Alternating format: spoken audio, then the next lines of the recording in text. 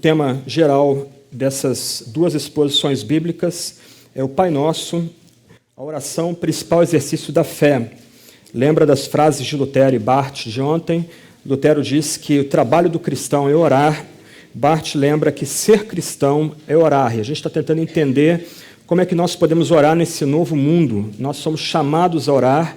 Deus nos fala, nós somos compelidos a responder em oração, mas como permanecer em oração nessa cultura essencialmente urbana, onde você passa 12, 15 horas fora de casa diariamente, você chega ao fim de semana esbagaçado, arrebentado. Às vezes você tem uma igreja aí que tem 2 cultos por domingo, EBD de manhã, alguma classe de treinamento à noite, onde você encontra espaço para orar, como orar sem cessar. E a gente está tentando investigar isso à luz do Pai Nosso, a oração modelo, a oração que Jesus ensinou para a gente, como a gente deve proceder em oração. Vamos lá, vamos ler aí versos 9 ao 13. Eu vou deixar o 14 e 15 para daqui a pouco eu volto a ele. Mateus capítulo 6, versos 9 a 13. Pai nosso que estás nos céus, santificado seja o teu nome, venha o teu reino, faça-se a tua vontade, assim na terra como no céu.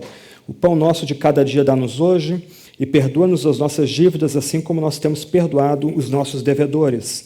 E não nos deixes cair em tentação, mas livra-nos do mal, pois teu é o reino, poder e a glória para sempre. Amém. Vamos orar e a gente recomeça de onde nós paramos. Deus, nosso Pai, nós nos alegramos em Ti, porque podemos Te chamar por esse lindo nome por meio de Jesus Cristo. Somente por meio do nosso único Salvador, o nosso grande irmão, nosso irmão mais velho, é que podemos nos achegar a Ti e ter a confiança, a fé de que o Senhor nos atende como Pai. Nessa manhã, dá Teu Espírito para nós, Senhor. Ó Deus, ilumina a Tua palavra, ajuda-nos a compreender a Tua palavra e sermos cativos a ela. Deus, que a Tua palavra venha nos dirigir hoje, nesse dia, hoje mesmo, é o que nós pedimos. Amém. Ok. Só para recapitular muito rapidamente o que nós vimos ontem, eu propus dividir essa passagem em algumas partes muito específicas. A primeira parte aí do verso 9, nós temos uma invocação, Pai nosso que estás nos céus. Do santificado até o livra-nos, nós temos 6 petições. Ontem nós consideramos as 3 primeiras petições. São petições onde aquele que ora demonstra zelo, preocupação pela glória e pela majestade de Deus. Hoje a gente se volta para as 3 últimas petições, onde aquele que ora tem ou exprime diante de Deus, Deus o Pai, as suas reais necessidades de pão, de perdão e de livramento. E a oração termina com uma doxologia, isto é, uma palavra de celebração, uma palavra de louvor. Só para nós relembrarmos, a introdução ou a invocação lembra para a gente que a nossa oração tem que se iniciar com a perspectiva correta de quem Deus é. Aquele que se prostra para adorar ou para orar, aquele que se ajoelha para se dirigir a Deus, ele deve começar a sua oração tendo um entendimento de quem Deus é. Então nós gastamos alguns minutos pensando no que significa Pai que está nos céus. E o nosso, lembra que nós temos que orar juntos, e eu vou desenvolver esse ponto um pouco mais hoje, e nós oramos juntos por meio de Jesus Cristo. Nós só conseguimos nos dirigir a Deus como Pai por meio de Jesus, como nosso Salvador, como aquele que vem trazer o reino para nós. Depois nós temos 3 petições. A primeira petição é que nós oramos, nós suplicamos para que o nome de Deus receba a glória. E, paradoxalmente, ao mesmo tempo que nós ansiamos pela manifestação da glória de Deus, nós somos santificados no processo da oração. O Catecismo de Westminster, o menor, ele vai tratar a oração como meio da graça. Isso é importante, eu não tenho como desenvolver esse ponto nesse momento aqui, nessa altura, mas isso é um ponto importante. Gente, quando nós nos prostramos para orar, não importa o tamanho de nossa oração, algo acontece com a gente. Não só o Espírito intercede por nós com gemidos inexprimíveis quando nós oramos, mas o mesmo Espírito opera a transformação naquele que ora. Santificado seja o teu nome. Segunda petição, nós ansiamos pela vinda do reino, um reino que já veio e um reino que virá na sua consumação, quando Cristo voltar uma única vez, todo olho verá em glória no último dia. O ponto aqui que nós precisamos lembrar é que nós temos um anseio pelo reino, nós temos um anseio pela consumação escatológica, nós temos um anseio pelo triunfo da causa de Cristo nessa terra. Nós lemos Romanos 8, nós temos um anseio para que essa criação que foi escravizada, não por culpa sua, mas por culpa dos nossos pais, seja limpa, purificada, renovada, venha se tornar de fato novos céus, nova terra. Mas, e esse é o ponto importante aqui, nossa oração não tem o poder de trazer o reino, de um lado, mas nossa oração é o meio pelo qual o reino virá. Então, quando nós oramos, quando nós nos colocamos de joelhos, a oração de fato é meio da graça. Voltei ao ponto. Isto é, a oração é aquele meio pelo qual nossa vida será transformada, as pessoas ao nosso redor serão transformadas, as coisas ao nosso redor serão transformadas. A oração é o meio pelo qual nós somos chamados a lembrar a Deus as suas promessas e é o meio pelo qual Deus cumpre as suas promessas. Em outras palavras, sem oração, a gente não tem como ver nossa vida transformada, a gente não tem como ver a vida dos outros transformada, a gente não tem como ver as coisas ao nosso redor transformadas, a gente não tem como ver as promessas de Deus se cumprindo na nossa vida, e há muitas promessas de Deus na Bíblia para o seu povo, para nós, e a gente não participa, a gente não coopera com a vinda do reino, porque o reino virá, mas ele virá mediante nossas orações. E, por último, nós oramos para que a vontade de Deus seja feita. E lembra, eu tentei mostrar para vocês que essa vontade há dois níveis de vontade aqui. Essa vontade se refere à ação de Deus na nossa vida, nos conformando ao plano dele, um plano que é soberano, que é algo da vontade, da livre vontade dele, mas, de outro lado, essa vontade, essa expressão, seja feita a sua vontade, é encontrada na boca de Jesus no Getsemane. Ele não declara, ele não toma posse, ele não dá ordem ao seu amado Pai, ainda que ele seja cheio de glória tanto quanto o Pai, ele seja eterno como o Pai é eterno, ele participa da mesma divindade que o Pai, ele e o Pai são um em essência, junto com o Espírito Santo, mas ele ora ao Pai, afasta de mim esse cálice, mas seja feita a tua vontade. O que Jesus quer ensinar para a gente à luz dessa oração no Pai Nosso? Que essa vontade se refere ao plano eterno de Deus, em de ajuntar para o Filho um povo que lhe é especial. Nós oramos para que Deus ajunte, Deus atraia os eleitos ao Filho, como a gente aprende em Efésios capítulo 1, verso 10. A gente ora para que no Filho tudo seja convergido, assim nos céus como na terra, como diz Efésios 10, ou Efésios 1, 10. Então, essa terceira petição é a petição para que a vontade de Deus seja feita em nossa vida, sim. Nós nos submetemos à livre vontade de Deus, mas, do outro lado, nós oramos para que o plano de Deus, salvador, seja operado com poder em nossa história, como é operado no céu, também na terra. Então, essas três primeiras petições são centradas em Deus, na sua glória, no seu reino, na sua vontade / salvação. Agora a gente se volta para as três últimas petições.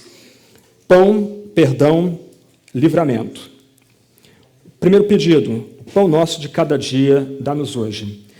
Há pelo menos 4 interpretações a respeito de pão nessa passagem. 3 são espiritualizantes. Uma é concreta, uma é real, tangível. A primeira interpretação, e a mais antiga, é uma interpretação sacramental. Eu citei aqui um livro sobre os pais da igreja. Os pais da igreja entendiam a expressão pão aqui ligado ao sacramento da Santa Ceia. A ideia é que na Santa Ceia, Deus, de fato, ofereceria o corpo de Cristo para a sua igreja. Então, há um pedido, há um anelo para que na ceia o corpo de Cristo seja oferecido. Mas uma regra importante da interpretação bíblica é que a gente tem que deixar o texto falar. Por mais bonita que seja a ideia, por mais bacana que a ideia seja, até mesmo edificante, a gente tem que buscar o significado real da passagem bíblica. E a passagem bíblica não está falando nada sobre sacramento, sobre ceia, pão e cálice. A gente tem que encontrar isso em outra passagem bíblica dentro do Evangelho de Mateus. Uma segunda explicação é que o pão aqui se referiria ao reino, estaria conectado ao reino. Então, o pão aqui trataria da vinda gloriosa de Cristo, quando os céus serão um banquete, onde nós vamos celebrar para toda a eternidade. As imagens que Jesus comunica de céu na Bíblia são concretas. Isto é, a céu na Bíblia é uma festa de casamento judaica. E quem já viu uma festa de casamento judaica sabe que é uma festa muito animada, um carneirão dourando lá no churrasco de carneiro lá, girando, muito pão, muita fruta, vinho. Ops, não sei se posso falar isso, mas eles gostam de vinho. O primeiro milagre de Jesus foi fazer vinho de melhor qualidade, talvez vinho alemão ou vinho francês, não sei, né? Mas o ponto aqui é que essas imagens de céu são concretas. Então, alguns pais da igreja, e mesmo alguns reformadores, entendiam que esse anseio pelo pão estava conectado ao anseio, ao banquete que nós vamos celebrar por toda a eternidade. Cristo, Abraão, Isaac, Jacó, todos nós juntos, comendo, bebendo, celebrando o triunfo final de Jesus sobre o pecado e sobre o mal. Mas o texto também não fala diretamente de escatologia. A primeira parte fala de escatologia, ela fala da vinda do reino, do anseio que o crente, aquele que ora, tem que ter pelo reino. Mas o texto não trata disso. Uma terceira interpretação, muito popular, principalmente no meio mais evangélico, é que o pão aqui é palavra. Então haveria-se um anseio pela palavra de Deus, pela Sagrada Escritura. Mas o texto também não está falando nada da palavra de Deus aqui. De um lado, e fica uma dica para quem quiser pesquisar, é muito legal talvez você escrever num caderno, no seu computador ou em algum lugar, o Pai Nosso, tentar ir lendo os salmos e ligando cada petição do Pai Nosso aos salmos. Como eu disse ontem de passagem, o Pai Nosso é um grande resumo das orações que você encontra no Saltério. Ok, o Pai Nosso já está saturado de palavra. O Pai Nosso é palavra de Cristo, palavra de Deus para nós. Então é quase redundante se orar para que Deus nos dê a palavra dele, dê a Sagrada Escritura dele para a gente. E nota, essa é mais uma interpretação espiritualizante, abstrata, sem concretude, e que rompe a paridade presente dentro da oração. Nós temos uma invocação, nós temos 3 pedidos centrados na glória de Deus, agora nós temos 3 pedidos centrados em nossas necessidades reais, concretas, e nós temos uma doxologia. O que é o pão aqui? O pão aqui é pão mesmo. É o pão que nós comemos todo dia. É o pão que nós nos alimentamos agora há pouco. Quando Jesus ensina-nos a orar, ele nos ensina a pedir comida, nos ensina a pedir pão, o alimento mais básico para o Deus que é nosso Pai. A fraseologia aqui desse pedido é um pouco complicada. A expressão de cada dia só aparece no Evangelho de Mateus. Nem mesmo na literatura secular da época, no aramaico, no grego, não aparece essa expressão. Os eruditos ficam brigando para tentar descobrir o que significa essa expressão. A nossa Bíblia, pelo menos a área que eu estou usando, ao meio da Revista Atualizada, traduz a expressão como pão de cada dia. A noção aqui é que nós suplicamos a Deus para que Ele nos dê a cada dia o nosso pão. Mas alguns têm sugerido que esse pão é o pão futuro. A ideia de que Deus nos dê aquilo que já está reservado para nós. Deus traga hoje aquilo que Ele já reservou para nós, aquilo que Ele já prometeu para nós. Mas uma forma talvez mais precisa, que tem sido sugerida para traduzir essa expressão de cada dia, o pão nosso de cada dia, é pão diário, o pão cotidiano, ou mesmo pão de amanhã. E deixa eu tentar explicar isso aqui. A noção aqui que alguns têm sugerido é que você é chamado, você é ensinado pelo próprio Jesus a pedir o pão seu diário. Você é lembrado aqui que Deus sustenta você e Deus sustenta todos nós juntos. Lembra? Somos nós que oramos. Somos nós juntos que oramos. Deus sustenta todos nós juntos como Deus sustentou o seu povo no deserto, dando maná. A noção aqui é lembrar a gente que Deus é que sustenta a gente diariamente, todo dia, cotidianamente. Nós somos instados, então, a não só pedir o pão, mas recebê-lo com gratidão, porque Deus mesmo é que nos concede. Isso é muito curioso. Ninguém trabalhou hoje aqui. Nós já chegamos aqui, tinha pão pronto. Eu acho que tem pão feito ali pelos próprios cozinheiros. Eu acho que não é nem pão comprado. Isso é uma ilustração do que Deus está fazendo pela gente aqui.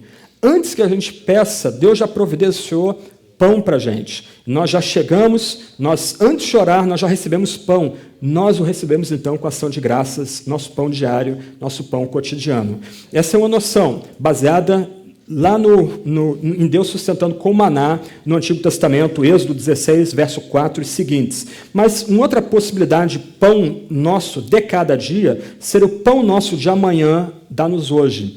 A ideia aqui, e que parece que Paulo desenvolve isso em Filipenses 4, verso 6, é a noção de que o crente é ensinado por Jesus a não ficar ansioso com nada. Nós somos lembrados que Deus dá nosso pão, o pão que deveria ser feito amanhã, ele já é nosso porque Deus é que providencia esse sustento para a gente. Deus nos dá o pão. Nós somos chamados a suplicar o pão. Nós somos chamados a pedir o pão. Eu acho muito legal a interpretação que Lutero faz de pão aqui. Lutero era brilhante. Ele escreveu o seu breve catecismo. Eu acho que ele está na internet, você botando lá no Google, Breve Catecismo de Lutero, você pode dar uma olhada nele.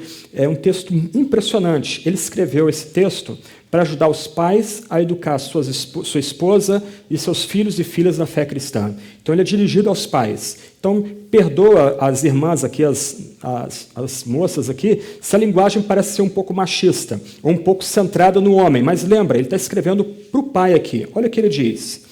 Ele comentando a expressão pão nosso de cada dia. Tudo que pertence ao sustento e às necessidades da vida, como? Ele está tratando do que é o pão. Comida, bebida, vestes, calçado, lar, campos, gado, dinheiro, bens, uma esposa piedosa, filhos piedosos, empregados bons, superiores piedosos e fiéis, bom governo, bom tempo, paz, saúde, disciplina, honra, leais amigos, vizinhos fiéis e coisas semelhantes. O cristianismo é vivido na terra.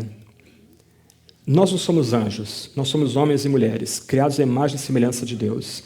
E Jesus aqui nos ensina a ansiar não apenas o pão, mas tudo o que nós precisamos para viver vida digna, de forma que Deus, o Deus que é santo, o Deus que reina, o Deus que salva, receba toda a glória.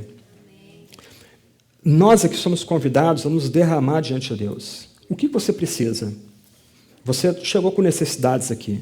Você talvez tenha vindo para cá com uma série de responsabilidades, decisões arriscadas para tomar. Você já derramou isso da presença de Deus? E olha aqui, lembra, eu já disse isso ontem. Basta você dizer, Senhor, lembra do meu pão. Você não precisa multiplicar palavras diante de Deus. Deus, eu tenho uma prova, me ajuda. Deus, eu tenho que decidir, casamento, noivado, me socorre. Eu preciso de segurança, eu preciso que o Senhor me mostre o que fazer. Não é por vãs repetições, Jesus fala isso nos versos anteriores, que nós seremos atendidos, mas é uma súplica sincera, confiante, de que por meio de Jesus o Pai vai nos atender, e Ele de fato nos atende. Deus não estraga prazeres, Deus não desmancha prazeres celestial. Deus tem prazer que seus filhos sejam contentes. Deus tem prazer que seus filhos sejam satisfeitos. Porque quando seus filhos são contentes e satisfeitos, Deus recebe a glória. Nós conferimos glória para Deus. Ok, esse é um lado brilhante da oração, um lado iluminado da oração. A gente vai ver um lado mais de trevas da oração já já. Mas nesse momento aqui, nós somos convidados a nos dirigir a Deus como nosso Pai. Não como um paizinho, não como criancinhas pequenininhas, não num ambiente infantil, mas como homens e mulheres adotados por Cristo, co-irmãos de Jesus. Ele, nosso irmão mais velho, nós somos irmãos mais novos. Ele é herdeiro, nós somos co-herdeiros com Ele. Nós somos instados a nos apresentar diante dEle e dizer, Senhor, dá o que a gente precisa para viver vida digna. Dá o que a gente precisa para viver uma vida que glorifique o Senhor. Dá aquilo que a gente precisa para comunicar a glória ao seu nome. Mas eu quero voltar ao pão aqui por um momento. Ontem, Mike pregando, ele falou que Deus ama os pobres. E essa é uma verdade. Infelizmente, esse debate aqui no nosso país ficou interditado por causa da linguagem marxista. Você encontra na boca de católicos e protestantes a noção, a opção preferencial pelo pobre, como se os marxistas tivessem descoberto a pedra filosofal ou fogo. Na verdade, o marxismo aprofunda deformação do cristianismo. O que Marx fez foi secularizar uma visão de mundo judaico-cristã, não tem como desenvolver esse ponto. Mas a gente não pode esquecer que na Bíblia, de fato, Deus é o Deus dos pobres.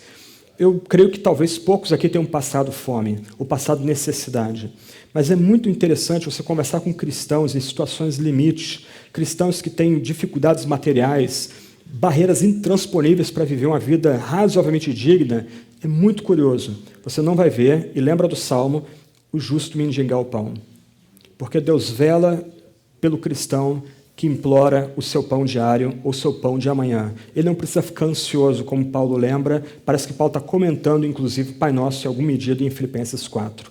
Aqueles que passam necessidade, aqueles que passam fome, literalmente, eles são confortados que eles têm em Deus um Pai pronto a suprir as necessidades. E se eles clamarem, Deus, que é Deus de pobres, Deus que fica ao lado do pobre quando ele tem uma demanda contra o rico, esse Deus vai atender aquele que passa necessidade. A gente, ainda que possa ampliar, como Lutero, o significado da palavra pão, a gente nunca pode perder de vista que Jesus ensinou essa oração para gente simples e humilde. Gente que depois vai precisar ser alimentada 2 vezes por ele. Ele vai precisar, literalmente, multiplicar pãezinhos e peixinhos para alimentar essas multidões, porque eles não tinham onde comer, eles não tinham como comprar comida. Esse é nosso Deus, Pai, por meio de Jesus Cristo. Ele tem prazer de nos alimentar dia a dia. Ele tem prazer de nos satisfazer dia a dia. E nesse sentido, gente, parafraseando Calvino, quando você comer um prato de comida gostoso, lembra que Deus fez esse prato, Ele mesmo fez esse prato para que você tenha deleite em Deus. Aquela ampla gama de sabores é dado para você para que você celebre Ele. Senhor, muito obrigado por essa comida gostosa. Ela vem da Tua mão. Em última instância, é o Senhor mesmo que deu essa comida. Okay? Então, pão nosso de cada dia, o pão cotidiano. Deus, ele tem prazer em atender às nossas reais necessidades. Deus tem prazer em nos dar uma vida satisfeita, de completude, de forma que ele receba toda a glória. Mas a oração não para aí. Jesus vai adiante e há aqui um outro pedido aqui. Perdoa-nos as nossas dívidas, assim como temos perdoado aos nossos devedores. Lembra, essa oração aqui é para cristãos. Essa oração é para quem ora por meio de Jesus Cristo. E somente quem ora por meio de Jesus Cristo reconhece a necessidade de perdão. Somente quem ora por meio de Jesus Cristo sabe que tem uma real necessidade de ser perdoado.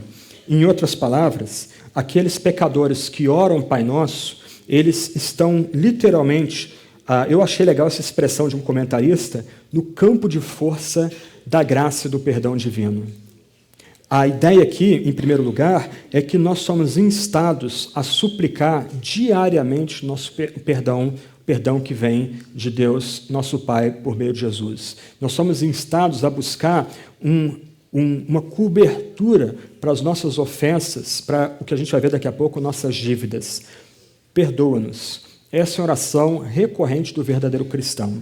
O verdadeiro cristão, ele sabe que ele é pecador. O verdadeiro cristão, ele sabe que, ainda que nessa esfera da graça divina, ainda que justificado por meio de Cristo, declarado bem-aventurado por meio de Cristo, ele ainda precisa do perdão diário. E é curioso que Mateus, escrevendo para judeus cristãos, ele emprega a expressão dívidas, que é o modo judaico de tratar pecado.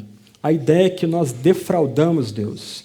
Nós pegamos um valor que nós não temos como restituir a Deus. Nós devemos algo a Deus que nós não temos como pagar. E a melhor ilustração desse ponto vem de Mateus capítulo 18, versos 23 a 35. Eu queria ler essa passagem com vocês. Dentro de Mateus, o autor canônico vai usar a mesma noção de pecado como dívida. Uma dívida que não tem como ser paga e só é saldada pela misericórdia do devedor. Mateus 18, versos 23 a 35.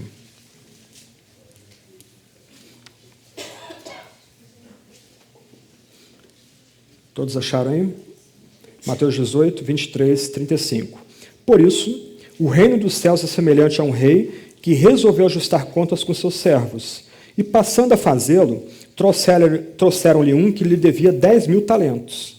Não tendo ele, porém, com que pagar, ordenou o Senhor que fosse vendido ele, a mulher, os filhos e tudo quanto possuía, e que a dívida fosse paga. Vender aqui é vender a escravidão. Já que eles não têm como saldar a dívida, vão ser todos tornados escravos. Acabou a liberdade deles. Então, o servo, prostrando-se reverente, rogou: sê paciente comigo e tudo te pagarei. E o senhor daquele servo, compadecendo-se, mandou-o embora e perdoou-lhe toda a dívida. Saindo, porém, aquele servo, a ideia aqui é de imediato. Ele acabou de ser perdoado, saiu do palácio. Saindo, porém, aquele servo, encontrou um dos seus conservos que lhe devia 100 denários e, agarrando, o sufocava pelo pescoço, dizendo: paga-me o que me deves. Então o seu conservo, caindo-lhe aos pés, lhe implorava: sê paciente comigo e te pagarei. Ele, entretanto, não quis. Antes, indo-se, o lançou na prisão até que saldasse a dívida. Como é que o servo vai pagar se ele está preso? Vendo seus companheiros o que se havia passado, entristeceram-se muito e foram relatar ao seu senhor tudo o que acontecera. Então seu senhor, chamando-lhe, disse: servo malvado, perdoei-te aquela dívida toda porque me suplicaste. Não devias tu igualmente compadecer-te do teu conservo, como também eu me compadeci de ti? E, indignando-se, o seu senhor o entregou aos verdugos até que lhe pagasse toda a dívida. Assim também meu Pai Celeste vos fará, se do íntimo não perdoardes cada um o seu irmão. A gente entra nesse último ponto aí. Mas o fato, gente, é que sempre que nós nos apresentamos diante de Deus, nós temos que lembrar que diante do nosso Pai que está nos céus, todos somos igualmente pecadores. Todos estamos em dívida, uma dívida que nós não temos que pagar, só é paga por Jesus, que nos torna bem-aventurados, que nos declara bem-aventurados. Então nós imploramos, num ambiente de devoção, de humildade, de quebrantamento, perdoa as nossas dívidas. Isso aqui iguala a todo mundo aqui. Eu costumo dizer que um crente orgulhoso é uma contradição de termos. Um crente arrogante, ele não entendeu ainda o que é graça, logo ele não é cristão de fato. Paulo, em Romanos 3, versos 27 e 28, vai dizer mais ou menos o seguinte: onde está o orgulho? Aí ele responde: o orgulho foi completamente excluído. Por que lei? Pela lei das obras? Pelo nosso desempenho? Aí Paulo responde: de forma nenhuma, pela fé somente. Porque a fé somente é estender mãos vazias para Deus. A fé somente é autodenúncia. É eu confessar que eu não tenho nada para barganhar com meu Pai, o nosso Pai que está nos céus. Eu preciso dele, eu preciso daquele que me ensinou a orar, que é Jesus Cristo, porque eu não tenho nada para saldar a minha dívida que eu tenho com ele. Então, um ponto importante da oração é nós nos apresentarmos diante de Deus o Pai, por meio de Jesus Cristo, clamando: perdoa-nos as nossas dívidas, apaga as nossas dívidas. E o maravilhoso aqui, isso é evangelho, isso é boa nova, é que Deus tem prazer em perdoar a gente. Quando nós nos apresentamos diante dele, quebrantados, sem justiça própria, humilhados, dependentes dele, ele tem prazer em apagar completamente nossa dívida, e ele o fez de uma única vez em Jesus Cristo. Perdoa-nos as nossas dívidas. Mas o texto continua: assim como nós temos perdoado os nossos devedores. E aqui que o negócio fica meio complicado para a gente. Jesus quer ensinar para a gente aqui que a melhor forma de nós provarmos a veracidade do cristianismo é por um santo procedimento. Então, nós somos instados por Jesus aqui a, uma vez tendo provado o perdão da dívida de 10.000 denários, a gente deve estar pronto a perdoar aquele que deve 100 denários para a gente, aquele que não deve nada. Isso aqui é tão importante na oração do Pai Nosso que Jesus terminou a oração, ele volta ao ponto, versos 14 e 15. Eu li isso ontem. Porque se perdoardes aos homens as suas ofensas, também vosso Pai Celeste vos perdoará. Se, porém, não perdoardes aos homens as suas ofensas, tampouco vosso Pai vos perdoará as vossas ofensas. Nós aqui, gente, somos instados a ter um espírito de perdão entre uns e outros aqui. Entre cristãos não deve haver rusga, entre cristãos não deve haver barreiras, porque Cristo quebrou a grande barreira que havia entre judeus e gentios. Isso acabou. Nós somos agora uma santa comunhão. Então, há que se ter um espírito de perdão entre nós aqui. Dar e receber perdão, porque todos fomos igualmente perdoados. Nossa dívida foi quitada por aquele que nos ensina a orar, Jesus Cristo, no Calvário. Ele deu sua carne, deu seu sangue no lugar e em resgate de pecadores. Então, se de um lado nós oramos para que Deus nos perdoe, nós temos que estar prontos na oração a perdoar aquele que nos defraudou. Isso não quer dizer que a gente tem que andar com quem nos defrauda, mas o ponto é, aquela raiz da amargura é completamente removida. Nós não vemos aquela pessoa mais em dívida com a gente, porque se nossa dívida com Deus foi paga, nós então zeramos aquela dívida. Em outras palavras, a ofensa que nos fizeram, a dívida que contraíram contra nós, não nos machuca mais. Ela não mais faz diferença. Se a gente topar com aquela pessoa, que necessariamente não precisa mais ser nossa amiga, a gente não precisa ter amizade com ela, mas nós não vamos responder com ódio, com raiva, com maltrato àquela pessoa que contraiu uma dívida com a gente, porque nós somos perdoados. Nós experimentamos tão grande perdão. Então nós temos que ter uma abertura a perdoar, não só aqueles dentro da comunidade da fé, mas mesmo fora. Me impressiona ler a história de crentes perseguidos. É meio chocante para a nossa mentalidade ver na boca de crentes perseguidos um espírito de perdão. Ele não trata o seu perseguidor com desprezo, com raiva ou ódio, até porque ele sabe que a luta dele não é contra carne e sangue, mas contra os poderes espirituais do mal. Mas é interessante, você não vê ódio naquele que sofre em nome do Evangelho. Ele entendeu, a dívida dele foi quitada, então ele agora tem que ter um espírito perdoador. Como Jesus. O que Jesus diz na cruz? Pai, perdoa-os porque não sabem o que fazem. É isso que ele fala. Ele fala isso para militares romanos, ele fala isso para os líderes fariseus, ele fala para as multidões de Jerusalém que estavam vendo a morte dele na cruz e torceram para que ele fosse crucificado também. Ele pede para que aquelas pessoas sejam perdoadas. As mesmas pessoas que pediram para o sangue de Cristo caísse sobre elas. Isso é muito importante para a gente. Perdoa as nossas dívidas, assim como temos perdoado os nossos devedores. Um comentarista do Pai Nosso, Oscar Cullmann, ele diz o seguinte: não podemos orar pelo perdão de Deus, a não ser que, enquanto oramos, encontremos a nós mesmos na esfera desejada por Ele de seu perdão. Crer em Deus é crer no Deus que perdoa. Isso é Evangelho. Gente, para mim, é triste notar que essa palavra tão bonita, evangelho, evangélicos, se tornou desgastada em nosso país. Pregadores palhafatosos que pregam outra mensagem que não é o evangelho, cooptaram essa palavra. Mas aqui, nessa passagem pequenininha, você tem boa nova. Deus, por Cristo, tem prazer em perdoar pecados. Deus, por meio de Cristo, que ora junto com a gente, tem prazer em apagar nossas dívidas. E não há nenhum pedido de dinheiro aqui para fazer isso. Não há nenhuma barganha, nenhuma linguagem mágica, mântica aqui para fazer isso. A gente se apresenta a Ele e pede, perdoa as nossas dívidas. E agora a gente tem um espírito de abertura para perdoar aqueles que são nossos devedores também. E aí a última petição, e não nos deixes cair em tentação, mas livra-nos do mal. Nós temos aqui uma única petição, mas 2 pedidos nessa petição. Deus é o autor do mal. Isso é um ponto importante dentro da tradição bíblica. Deus é Senhor sobre o mal, mas Ele não criou o mal diretamente, Ele não é o autor do mal. Deus se serve do mal. Deus soberanamente usa o mal, Ele como o poder primário, o mal como a causa secundária. Ainda que Ele não seja o autor do mal, Ele tem o poder de usar o mal para o nosso crescimento. Então, se de um lado Deus não é o autor do mal, Deus soberano, Ele pode usar inclusive o diabo para a nossa disciplina.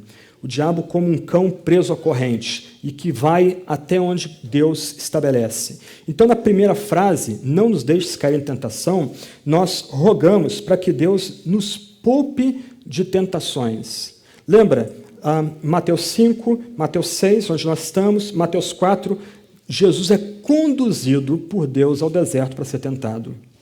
Aqui nós estamos de novo diante do Deus que reina, do Deus que faz com que o seu reino venha em poder na consumação no último dia. Aqui nós humildemente pedimos para que Deus tenha compaixão de nós e nos amadureça de outra forma que não a disciplina que provém dele. Essa é a primeira linha. A segunda linha, nós imploramos livramento do mal. E aqui é curioso, Por isso que eu gosto de exegese bíblica. O mal aqui pode ser neutro ou pode ser masculino, no grego. Isto é, o mal aqui pode ser maldade ou pode ser o próprio maligno. Então, se de um lado a gente pede para Deus tratar a gente com graça, não com misericórdia, não com disciplina, do outro lado, a gente pede para que Deus nos livre do mal cotidiano, da maldade cotidiana. E nosso país está imerso em maldade. Violência aumentando, corrupção, a juventude, falta de sentido, como diz Cazuza, não tem uma ideologia para viver, o mal campeia em nosso país, a justiça torcida, para citar o profeta. Nós precisamos, dia a dia, suplicar, Senhor, a expressão aqui, livra-nos, nos arranca da maldade que ronda o nosso dia a dia. E lembra, ontem eu falei isso, ao mesmo tempo que a gente ora, Deus já está atendendo a gente. Quantas vezes Deus nos livra e a gente não percebe esse livramento? Mas, do outro lado, há o diabo, há esse poder demoníaco que opera na criação, há esse poder demoníaco que maximiza a maldade ao nosso redor.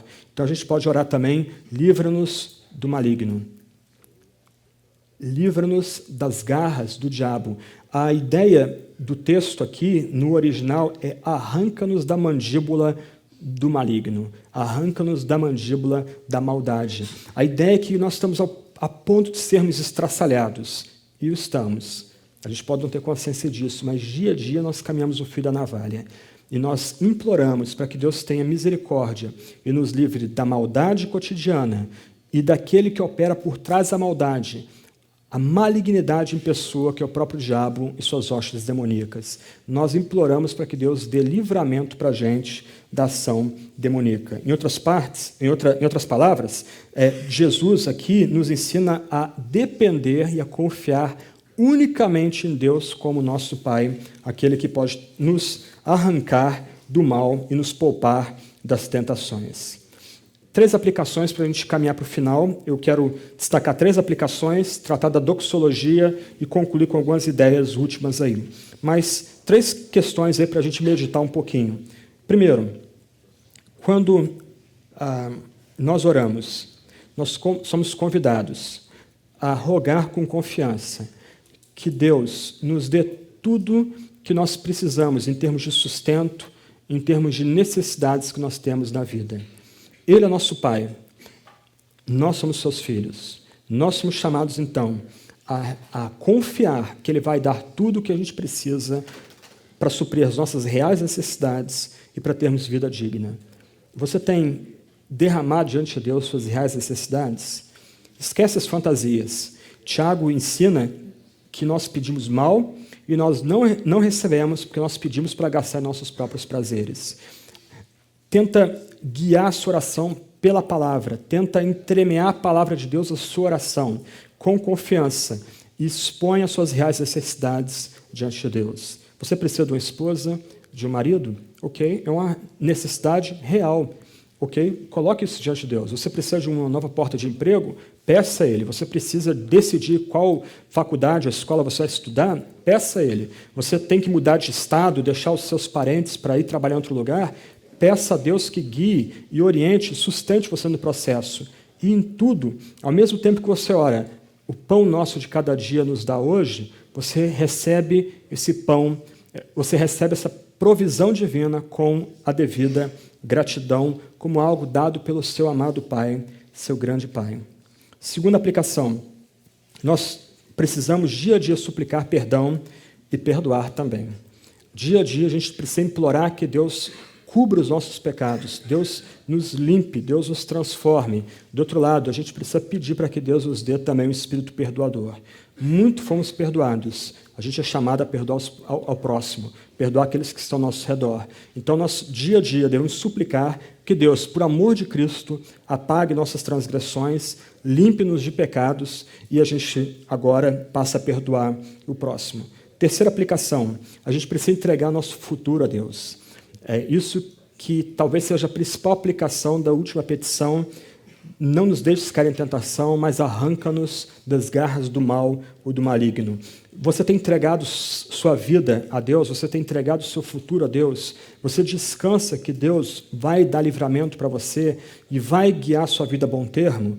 3 aplicações ligadas às 3 petições. Descansa em Deus. Recebe com gratidão as dádivas que vêm de Deus, o Pai. Busca perdão em Deus. Perdoe o próximo. Terceiro, entregue sua vida, entregue seu futuro a Deus. Concluindo agora a doxologia. E aqui a gente tem um real problema. A maior parte das nossas traduções coloca a doxologia em colchetes. Então vocês vão precisar me suportar um pouquinho para vocês tentarem entender o meu ponto e ninguém ficar escandalizado aqui com o que eu vou levantar para vocês aqui.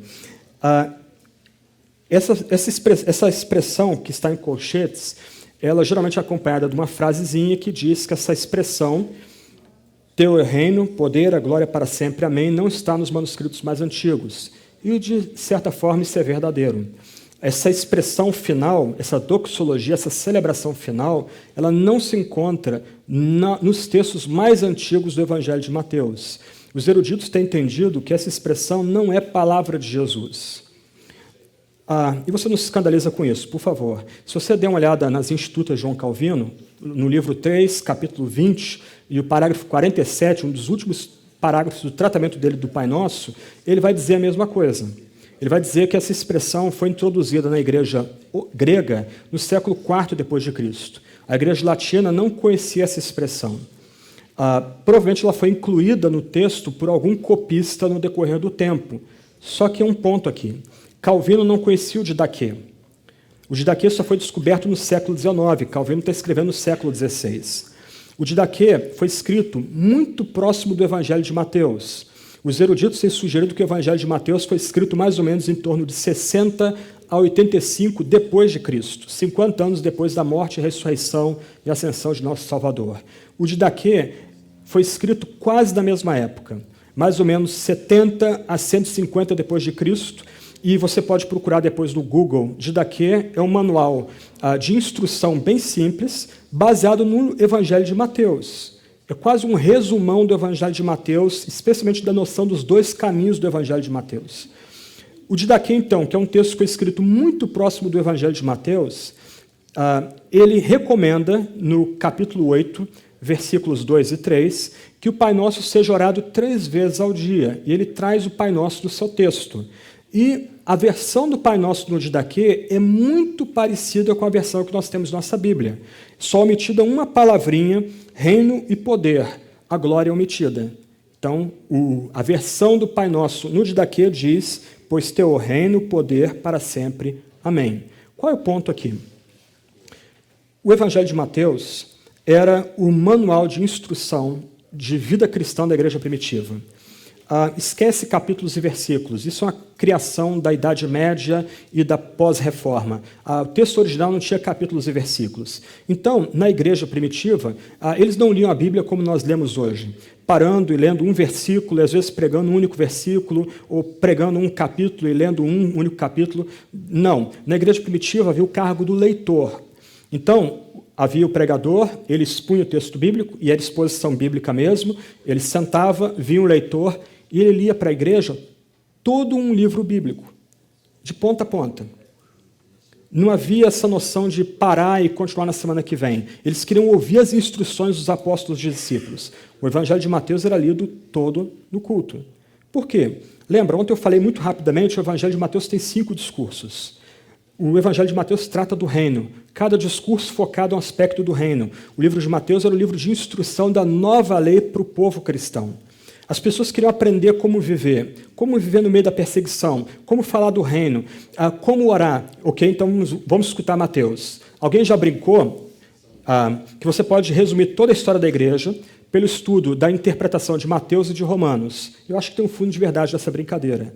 Mateus era muito importante para a igreja primitiva, como outros livros, mas ele era importante. Era um livro de formação, para fazer a cabeça da nova igreja, para ajudar a nova igreja a se portar como comunidade, de fato, desse reino que veio e que virá.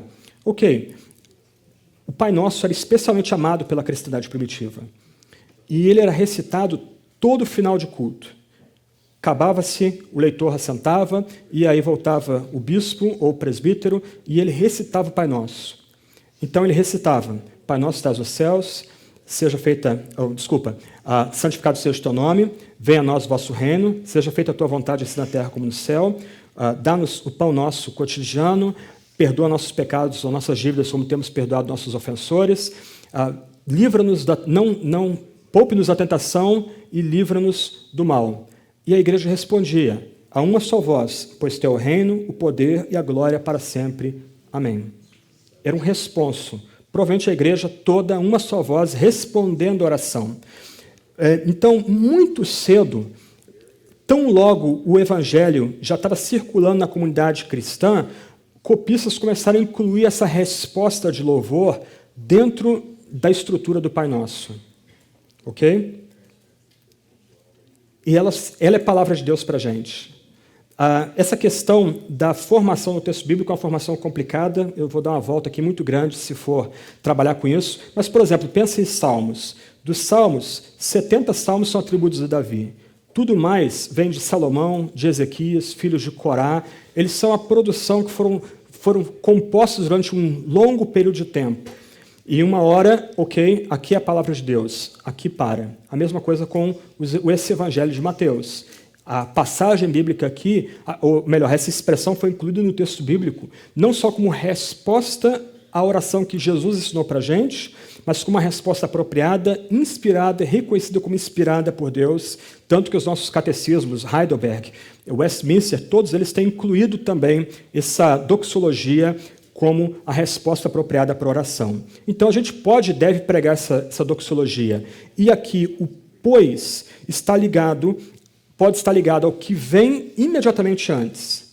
Livra-nos do diabo, livra-nos do maligno. E aí você coloca, por que a gente espera que o Pai nos livre do maligno? Porque Ele tem o reino, o poder e a glória sempre e sempre. Essa é uma possibilidade. Mas me parece que essa conclusão toca toda oração. Essa conclusão, ela é o fecho da oração. Por que nós somos convidados a descansar em Deus como nosso Pai por meio de Jesus Cristo? Por que nós somos chamados a ser inseridos nessa súplica junto com Jesus? Porque Deus tem o reino, o poder e a glória sempre, sempre. Isso é doxologia, isso é celebração, isso é louvor. Ontem eu comecei falando que Pai nosso que estás nos céus celebra a grandeza desse Pai. Ao mesmo tempo que Deus é imenso, Deus é infinito, Deus é incriado, Deus tem todo o poder, Deus tem todo o conhecimento, Deus está presente em toda a criação ao mesmo tempo, agora, esse Deus tem prazer em inclinar os seus ouvidos para nós e nos atender pessoalmente, como nosso amado Pai. E esse Deus, Pai nosso, Ele tem o reino, poder e a glória sempre, sempre. A ideia aqui é que o reino, o poder e a glória pertencem a Deus eternamente. E a resposta apropriada é amém. Pai nosso, amém. Nós juntos oramos por meio de Cristo e com Cristo e juntos respondemos. O amém é uma resposta da comunidade que ouve oração.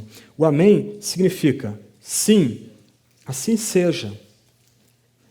Nós oramos juntos e nós concordamos juntos. A gente cita fora de contexto Mateus 18, 20, onde 2 ou 3 estiverem reunidos em meu nome, ali estarei, e a gente tenta conectar isso à oração. Essa passagem bíblica não fala nada de oração, fala de disciplina, outro ponto. Mas ok, vamos lá, vamos trazer a passagem bíblica para o momento aqui, para esse ponto. Gente, nós temos que voltar a orar em comunidade. E em comunidade, repetir, assim seja, amém. Algumas questões para terminar aqui. Nós temos que voltar à Escritura para aprender a orar. Nós estamos sufocados de manuais, e livros e palavras de testemunho de oração. Algumas destes testemunhos de oração parecem a história do peixinho, ou a história de pescador. Cada um vai ampliando um pouquinho. Lembra do que eu contei do Lutero ontem? Lutero ora 2 horas, aí daqui a pouco... Mesma citação, Lutero ora 3 horas. Parece história de pescador. A gente tem que esquecer isso. A gente tem que, igual criancinha, agora, reaprender a orar. Onde é a nossa escola de oração? O texto bíblico. Especialmente os Salmos e o Pai Nosso.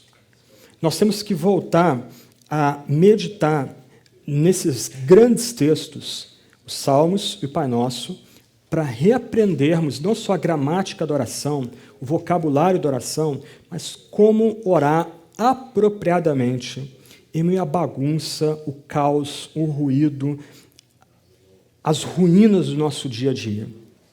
E lembra, eu vou voltar a esse ponto já já, as orações bíblicas cotidianas são curtinhas. São flechas que a gente lança para o céu. Só que, o ponto, nós só permanecemos em oração se nossa linguagem for estimulada pela linguagem bíblica. É meditando e andando com os salmos e com o Pai Nosso dia a dia é que nós vamos permanecer na disciplina santa da oração. Vai ter dia, e todos nós experimentamos isso, e ai de quem disse que não, tem dia que a gente não quer orar. Tem dia que parece que Deus nem vai escutar a gente, parece que o céu está cinza, e em vez da face amorosa, a gente tem a face santa, reta de Deus sobre nós. Tem dias que a gente vai estar doente, e essa doença vai levar a gente a travar a oração. Tem dias que a gente vai estar acossado pelo demônio, e isso vai levar a gente para longe da oração. Como a gente ora no dia mau? Se nós temos a disciplina de orar o texto bíblico, nós vamos lembrar do texto bíblico como nossa palavra de oração. Num tempo de crise, eu e você, a gente pode não ter as palavras apropriadas para colocar diante de Deus, mas a gente lembra do Salmo 23. Ainda que eu ande pelo vale da sombra da morte, tu estás comigo. Deus, sê comigo nesse dia. Isso é oração. E essa oração que agrada a Deus. Nós temos que voltar, então, a reaprender a orar com os salmos e com o Pai Nosso. O Silas ontem fez propaganda de um texto dele que está na internet. Eu vou tomar liberdade para fazer propaganda de um texto meu. Eu sou editor de uma revista teológica chamada Teologia Brasileira. Teologia Brasileira é www.teologiabrasileira.org ou .com.br.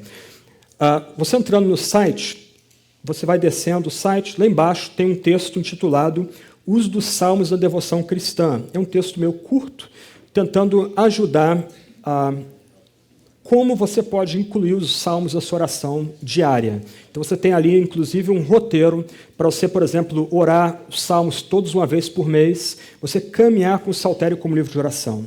Então, primeira aplicação para nós caminharmos para o final aqui. Retorne à Escritura para aprender a orar.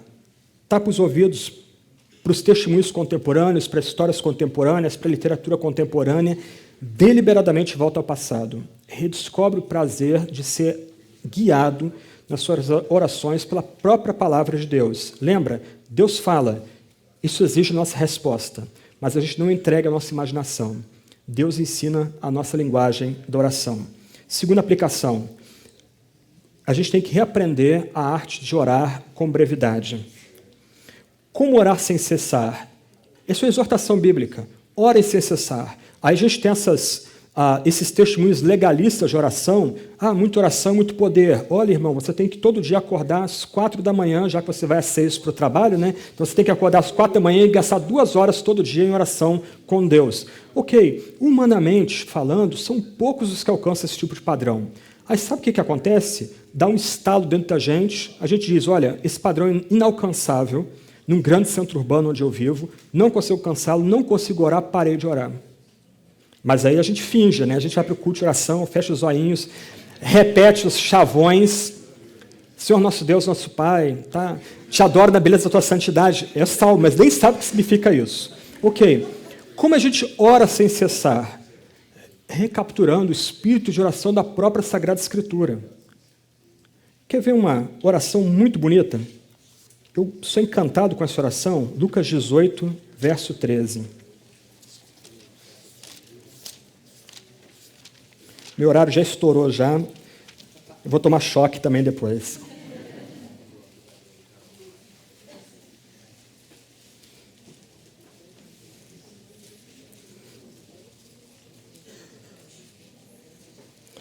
E é texto bíblico. E você, no dia de crise, pode usar essa oração para você também. Mateus 18, 13. Ó Deus... Lucas 18, 13. Ok. Ó Deus... Sê propício a mim, pecador. Se você volta um pouquinho, você vê a oração do fariseu, toda cheia de justiça própria, toda calcada no seu desempenho, longa, e a oração é desprezada. Mas o publicano, de pé, olhando para o chão, ele bate no peito e diz, ó Deus, Sê propício a mim, pecador. Quer ver outra oração bonita? Você vira a sua página, Lucas 18, verso 38, depois verso 39. Jesus, filho de Davi, tem compaixão de mim. Filho de Davi, tem misericórdia de mim. Isso é oração. Na acepção mais bíblica da palavra. Quando John Huss morreu, ele foi queimado da fogueira por ordem do Concílio de Constança, 1415. A oração que estava nos lábios dele enquanto ele era queimado era justamente essa. Filho de Davi, tem misericórdia de mim. Nós somos chamados a orar. No dia mau, você talvez pense, eu não tenho palavra para me dirigir a Deus, eu não tenho nem vontade para me dirigir a Deus, mas Deus falou por você. Deus botou na boca de Jesus as palavras que você pode proferir para o seu próprio Pai. E basta você clamar, filho de Davi, tem misericórdia de mim. Ó Deus, sê propício a mim, pecador. A gente tem que voltar a reaprender essa arte da oração, uma oração urgente, centrada, sem barriga, para usar a expressão do teatro, uma oração toda focada em reais necessidades nossas, mas especialmente na dádiva daquele que nos oferece suas bênçãos. Orações breves. A gente tem que reaprender as orações breves para orar todo o tempo. E a gente reaprende essas orações no texto bíblico. Volte aos Salmos, volte ao Pai Nosso. Terceira aplicação, e eu vou parando por aqui. A nossa oração não é individualista, mas nossa oração é pessoal e comunitária. O que eu quero dizer com isso? Nossa tradição evangélica, tanto americana como brasileira, é fortemente individualista. Nós falamos de tempo de oração silenciosa. Nós pensamos apenas na oração feita no quarto, achando que é nosso quarto mesmo, com janelinhas, porta entreaberta, etc. e tal, quando o quarto é dispensa, como a gente viu ontem. Mas lembra, nós oramos ao nosso Pai. As imagens bíblicas são comunitárias. As imagens bíblicas falam de aliança. Deus estabeleceu uma aliança com o seu povo, Deus estabeleceu um pacto com o seu povo, Deus tem um reino, Deus em Cristo, ou Deus deu a Cristo um corpo, nós somos a família de Deus, nós somos templo do Espírito, nós somos edifício do Espírito Santo.